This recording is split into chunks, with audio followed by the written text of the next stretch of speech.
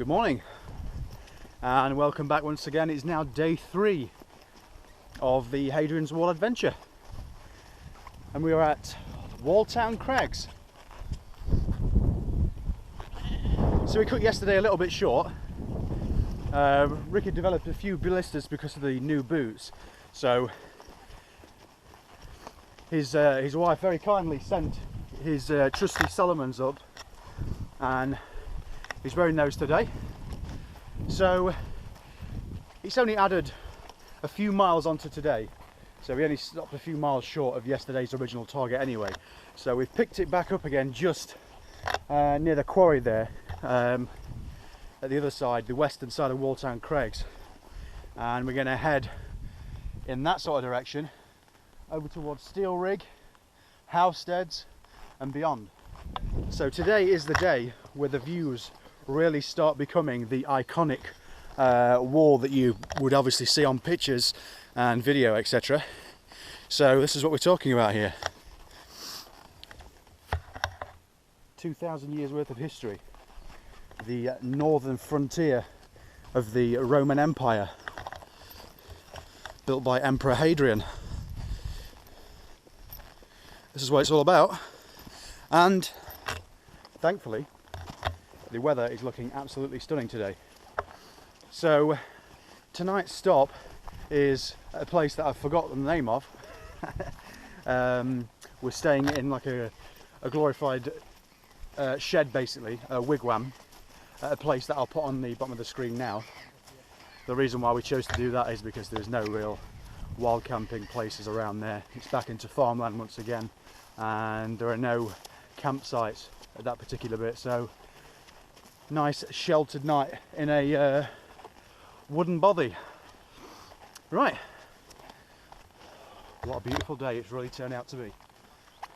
And you know what, this is the day that I really wanted to be nice, because although it has been threatening rain a lot over the last few days, we got a touch of it yesterday, but this was the day, this section here, the iconic bit of the wall over Steel Rig towards Housesteads, that's the section that I really wanted to be nice. And look at it, it's looking like it's going to be good. A big day, but a good day. Let's get rocking.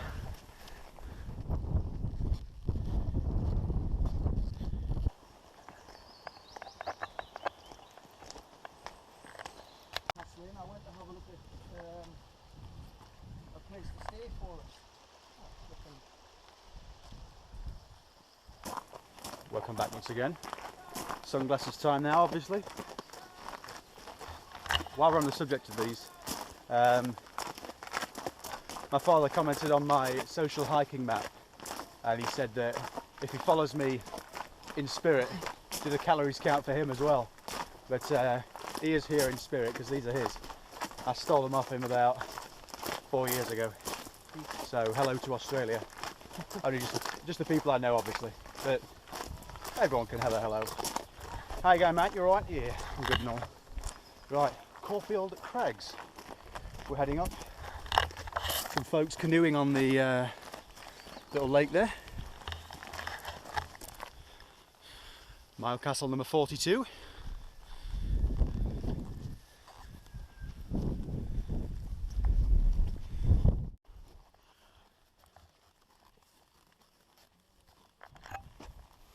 This is the order of the day today. Lots of ups and downs, but it keeps the legs moving.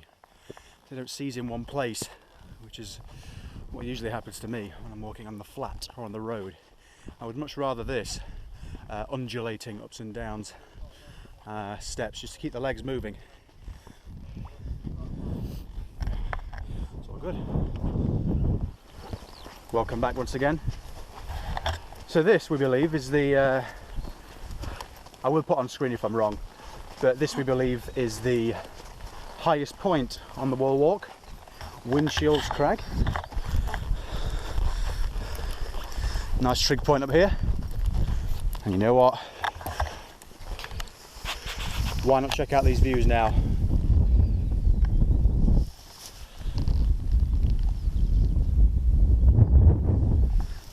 That, my friends, is what it's all about.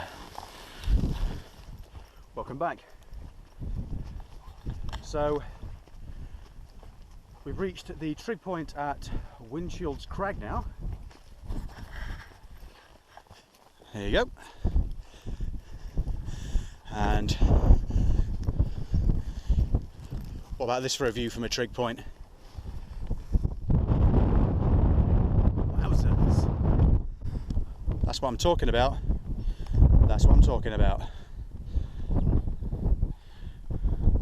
Awesome 360 views.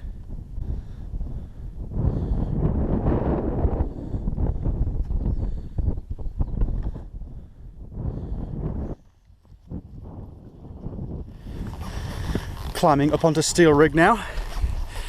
Steel Rig car park is just in the trees over there. It's a nice short but sharp ascent here.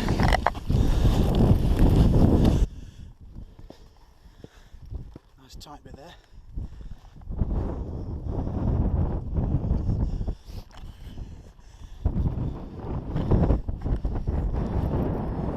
As always, non-stop to the top. It's the way it's got to be. And we're at another mile castle now by the looks of it. Whew. On it.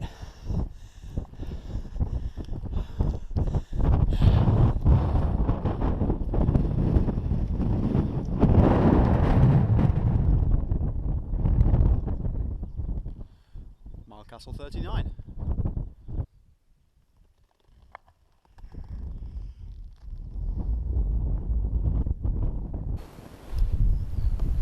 I remember coming along here as an 11-year-old boy and there was a tree in the bottom. It didn't matter, it could have been anything. And because of a film. So this is it. This is the famous Sycamore Gap.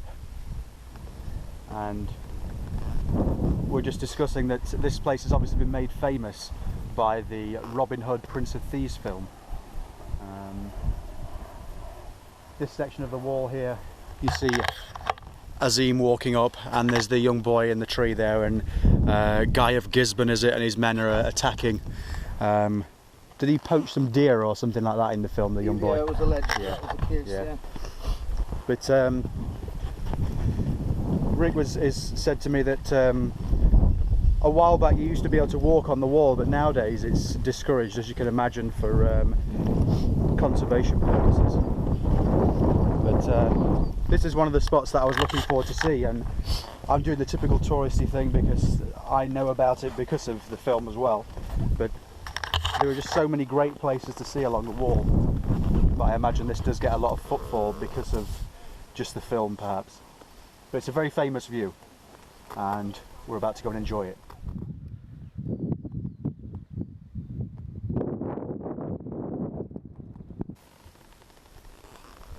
And there you go, in all its glory. But we've not got time to linger too long. We've got to keep moving. Got to keep moving.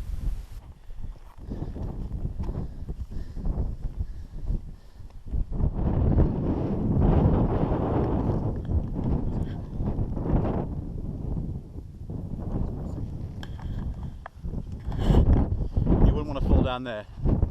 You'd have a long drop, you'd probably bounce a few times, but then I suppose you would have a spongy landing in the marsh at the bottom. Crag off in there.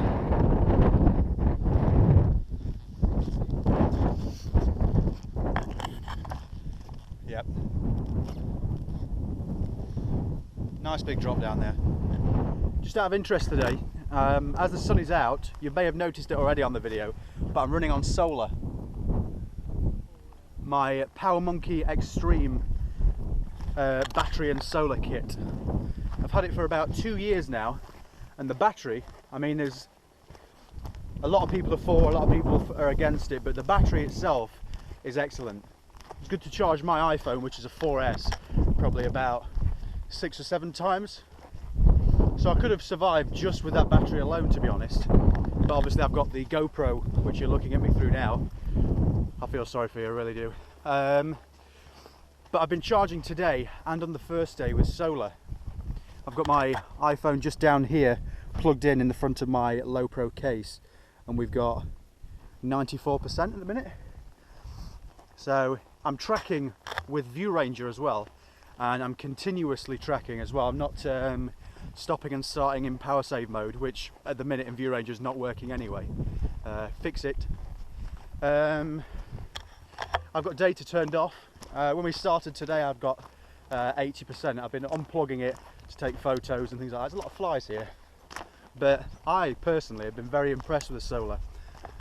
I've got it angled just nicely off towards the south, hanging off the bag. There really is a lot of flies here, and it's charging the phone nicely. And I suppose that if I wasn't tracking or anything like that, the phone would definitely be at 100% now. But as everyone knows who uses a smartphone, GPS absolutely hammers the battery. So the first day I was switching it on and off, and it was a little bit overcast. There was a little wispy layer of cloud. You could probably see the flies. There was a wispy layer of cloud, and it managed to keep the battery at a level. Whereas today, the beaming sun is charging it nicely. So have a look at it. I'll put a link in the on screen now. Power Traveller, and it's the Power Monkey Extreme. And you know what? It's been 2 years since I've bought it, and I know they've got a few other different models where you can just buy a panel or you can buy just the battery. So depends what you want really. But I do know there is also other lightweight alternatives that if you don't want the big bulk of it. That panel's waterproof, by the way, which is quite handy at times. But it will charge in overcast conditions as well, providing you've got a little bit of sunlight coming through. But it will just charge slower. Perfect conditions would be obviously full sun, as you might well imagine with a solar gadget. Right, this is quite a picturesque little section here. And while I've been waffling on, I've lost Rick.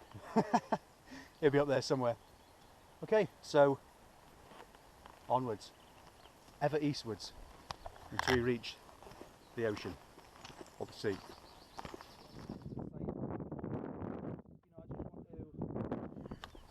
Right, welcome back. So I just mentioned that I've been using solar and I've been tracking with View Ranger, but both myself and Rick and I have been sharing our location via View Ranger to an excellent site called ShareYourAdventure.com. So basically, set up View Ranger and the Buddy Beacon feature, and if you head on over to ShareYourAdventure.com, you can join there. And once you get registered and get set up, it'll plot your route on a map with all your tweets and pictures and audio, and many other things as well, but it's an excellent site created by a genius that both myself and Rick are very happy to call a friend, at Phil Sorrell, who is at Daylight Gambler on Twitter. So yeah, head across and tell them that Dean and Rick sent you. Right, so this is where the Pennine Way leaves the Hadrian's Wall path and heads over that away onward to Kirkgettam and back that way, over, down Yorkshire Dales to my glorious Peak District. But enough about that. We're in Northumberland.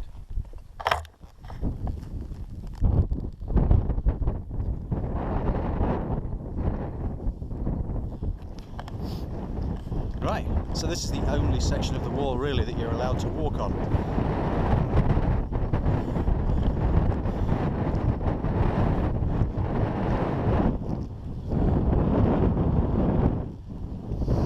We're just about to come down into Housesteads now, which is the lunch break for today. It's now, let me look at the phone, it's now 2:18, so we'll have 20 minutes or so here and then keep on moving. Right, so we're walking along the northern side of Housesteads now, and what I'll do is I'll use my makeshift go pole to see if I can get you a look.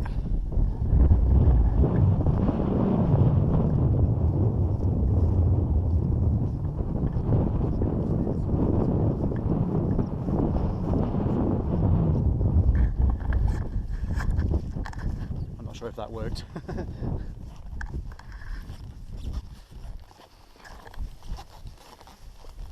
Hello.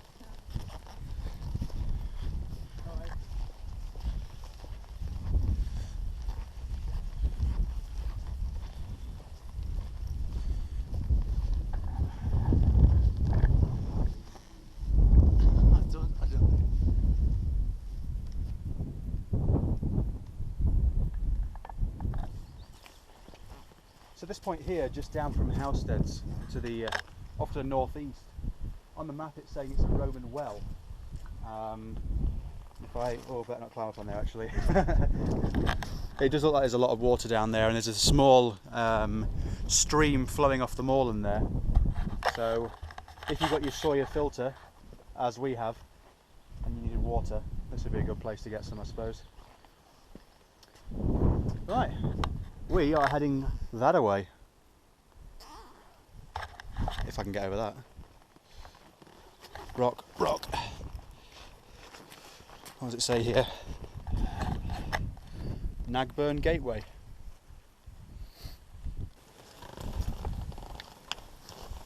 It's time to get some water, I think.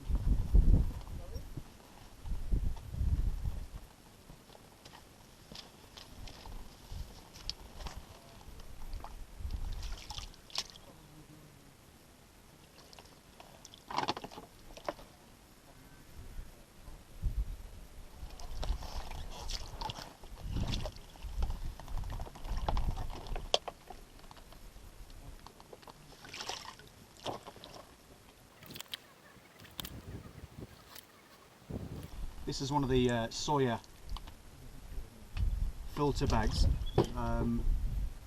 The actual filter is still in my rucksack, but what we'll do is we'll filter this, and we've actually got some just for boiling, so this should be enough just to make a brew and get some food on the go as well, because the rest of the water that I've got has got black currant juice in it. So that's it, the soya filter.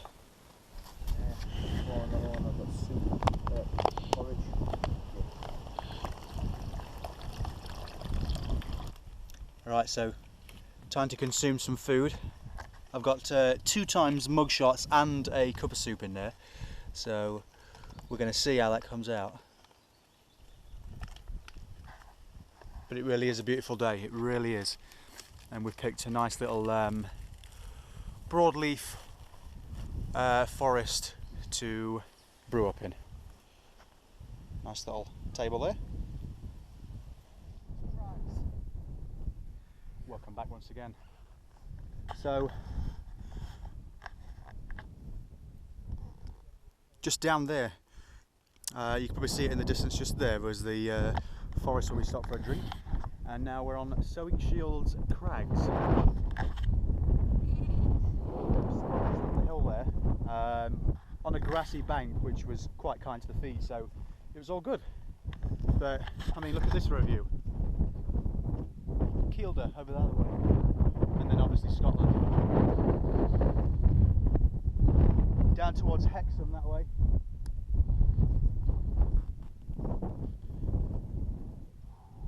What a view.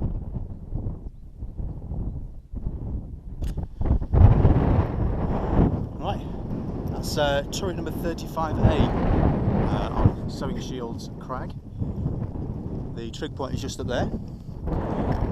So we're just going to drop down now. The crags fade away and we're going to head towards places like Low Brunton, and then we're going to climb back up out of that valley. But from now on, hopefully, the way will be kind to the feet and the knees, and we can get a good pace on, as we've got another at least 15 miles to do today, and it is about 3:30, So it's going to be a 9 a.m. finish tonight, sorry 9 p.m. finish tonight, but we'll just keep cracking on.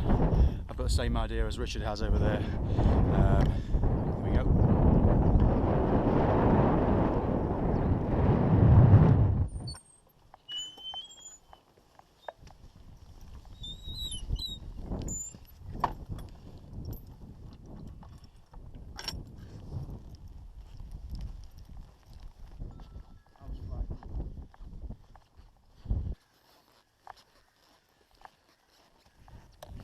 Right, this is the temple called Brocalicia, and we've switched across to the south side of the road now. Well, pretty much all day we've been on the north side of the road, but this is it, so we'll have a wander in.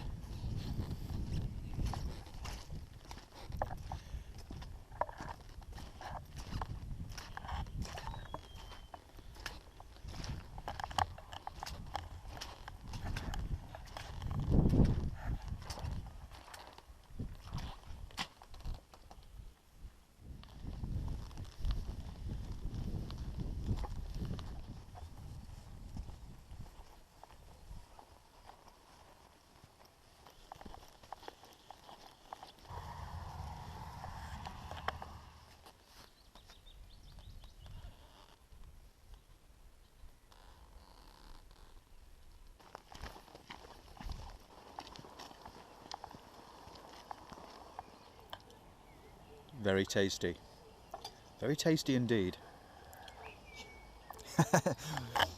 So we're at the George Inn. Is it the George Inn? George Hotel? The George Hotel at Chollerford. Chollerford. 10 more miles to go, and it is now about 8 o'clock in the evening, so it's going to be a very late one tonight. That way we thought that we needed meat refreshment. Okay, it's quite nice actually. We've been stuck outside. We actually asked to be put outside as well. Very posh people inside, and we're just out here by the river actually. They're all, come on. Yeah, it's quite nice, quite picturesque. Anyway, the steak's getting cold. Bye for now. What's the bridge here?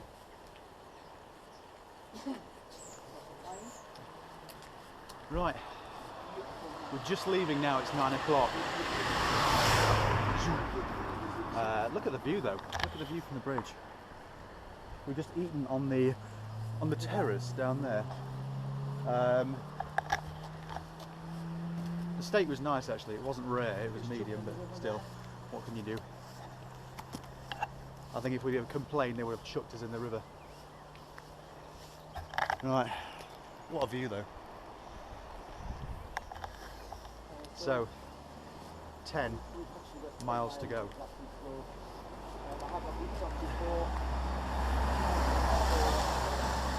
We'll get it done. Stick the headphones in, listen to some Dire Straits.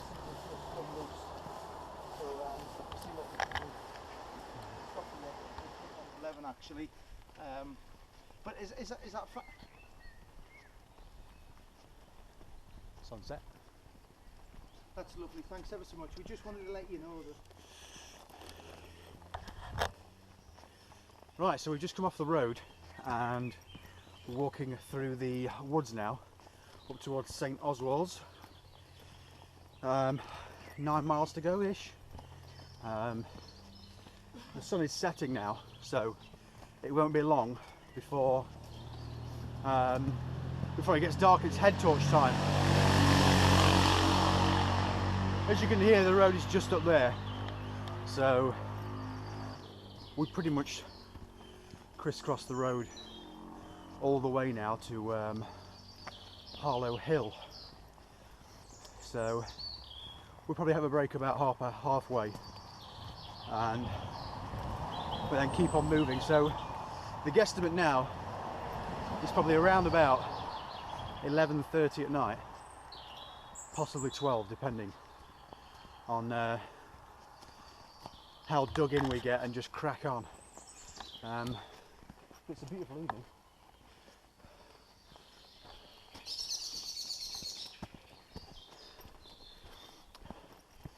So we're just going to keep on moving and push out these last few miles.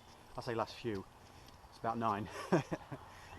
So that'll bring it up to about a 30-mile day. But no pain, no gain. Still in high spirits. And it's all good. So we'll just have to see how well we can record this last bit, simply because of light. I'll get the head torch out later. But it shouldn't go too dark for at least another hour. So yeah, let's do it.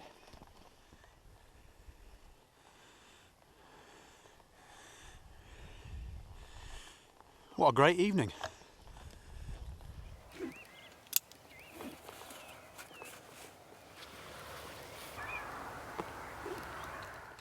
So this is it. This is the only bit of wall that I myself had seen before this trip. Plane trees just up the way from Chollerford. And yeah, that was a few years ago on the way to Edinburgh once. We came off the 68 and had a wander down. It was a gorgeous, like, wintry morning. So there we are, plane trees and the small section of wall.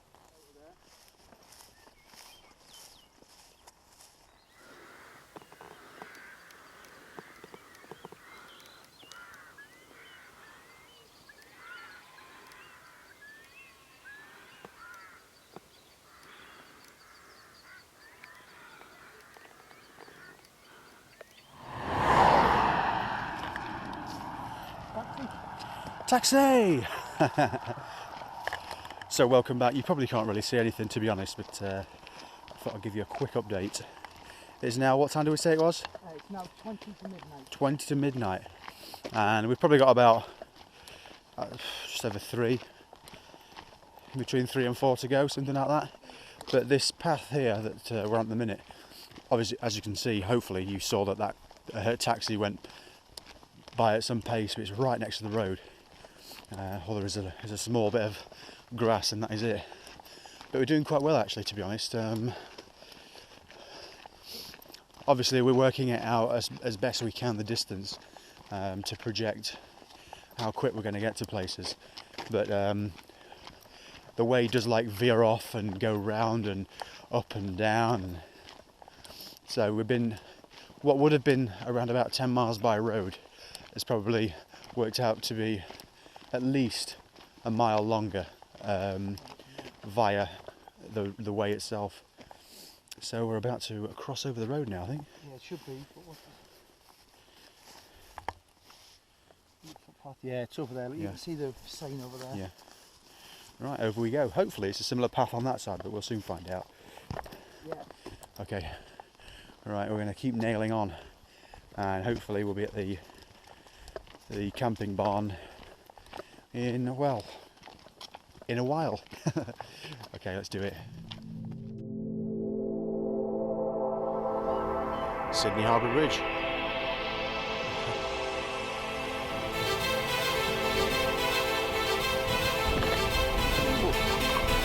A lot of police just turned up, and there's a body in the water just down there.